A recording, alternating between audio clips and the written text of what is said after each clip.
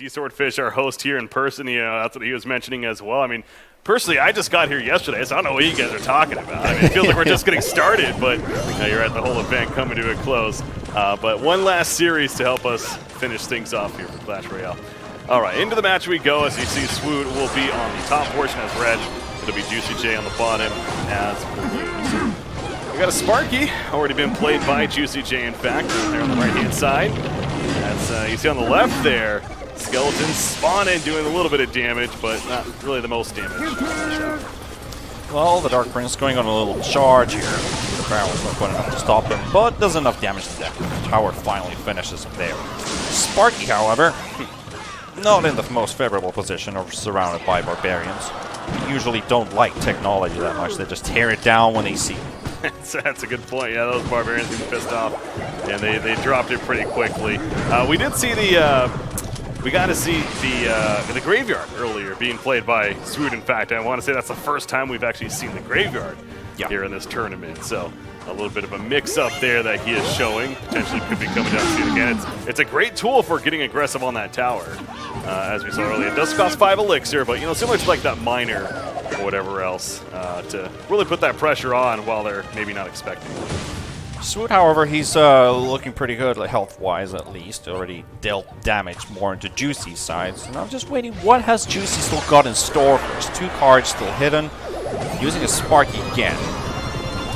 Yeah, I'm wondering if we're going to see the Goblin Giant. It seems like that's been the protection unit of choice, as there's a poison on top of the graveyard. Talk about a deadly combo from Swood being played right there. Again, it's not going to be enough damage for a kill by any means, but it certainly has to be annoying for JuicyJ to deal with that. But deal with it he does, and there is the Goblin Giant in front of the Dark Prince as well as Sparky. However, Sparky going to be stopped in his tracks quite effectively. Nice lightning storm as well. The lightning, and he clears it up. This is going to be a heavy this could push. be it, like that's one tower down just like that, going towards the King Tower, and only 3 elixir to defend himself.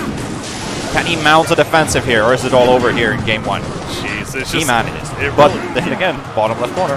Yeah, he's good at the counterattack at least. I mean, JuicyJ not 100% out of this just... Or excuse me, Swood's not 100% out of this just yet. Despite even saying the well played, I mean, he knew that was that kind of caught him off guard. That was a heck of a push. It really shows you, though, especially with the Sparky and the onslaught and the lightning backup there. Yeah, really 5 seconds. Is he going to make it? I don't think he will. No, Graveyard's not going to be nearly enough damage, even if it was hitting, and that will indeed do it. So JuicyJ takes game 1, keeping the streak going for him, keeping the hot streak of sorts going for him, and Swood just didn't have the answer for that final push. It was a really interesting combination there, using the Toxic and the Graveyard at the same time. Just trying to get that damage over the time, running up and keeping those big units held in there while building Elixir to maybe mount another offensive or potentially just answer an attack that's going to happen from Juicy's hand. But that one crazy push from Juicy, that was just like, is there any stopping this force? Clearly not. I mean, that was 2,000 and nothing in the span of a couple of seconds, it felt like. The Dark Prince mixed with that Sparky, of course, and obviously a great setup there from JuicyJ to make that happen. So yeah, I like the idea of the poison and graveyard as you're mentioning. It seems like it's certainly potential there. It just, if that push doesn't happen, who knows how the match plays out, right? But it did, and thus JuicyJ gets the victory. So we saw a little bit of a mix-up there, I suppose. Again, first time we've seen really that combo coming into play of the poison and graveyard, but still not enough of an answer to the strong cards of JuicyJ and what he's able to bring out, and now we'll see what he does here, up 1-0 in the series. So we'll see what they have in store here for the second game. What would you want to see? I'm trying to think. I was actually about to ask the same question to you, because I'm trying to think of any cards that we really haven't seen yet that would maybe be fun to make use of. Nothing off the top of my head necessarily comes to mind. We have seen a plethora, to be fair, but we haven't seen any. I play at the lower ranks. We haven't seen any witches. I guess in the top tier play, maybe not as considered a powerful card, but hey, my rank 9 arena or rank 8 arena. Either way, it's all right. Now it looks like a mirror, both sides at least. It's definitely mirror sorts. A lava golem comes down on either side. So how about that? It certainly is shaping up to be quite the mirror. This lava golem's going to do solid damage as the freeze happens as a clone. This is like the only difference here was the snowball, but the snowball's there. Yeah. That's true, yeah, I said free. No, that was actually the clone coming out on the other side. And ultimately, not the most damage happening. Almost feels like the tournament might end the way we started it in the first match of the day. Complete way mirror. back when. I'm trying to think. Way back. That's true. That was the Lava Hound, the clone, wasn't it? I mean, it's a similar deck, if not even the same. That's clone against clone. Yeah. Yeah, clone's not a spell we've seen used too much, but of course, it's certainly a card that you have to build around and really have that idea. So that's how to use it effectively. Lumberjack will drop the haste, but once again, it's been kind of the theme. It's hard to really take advantage of it. Yeah, the dragon actually get pushed out of the AoE, so loses the benefit of the buff. Snowball reacting to the first play. This Lava Hound going to get some chip damage into the tower from JuicyJ, but not enough of a threat for Swood to overly be concerned about. He's spamming the emo still, and he's still having some fun with it, right? Yeah, Again, you know, definitely. Even though he might have a serious face, that's the amount of concentration focus, yeah. mixed up with a good punch of focus.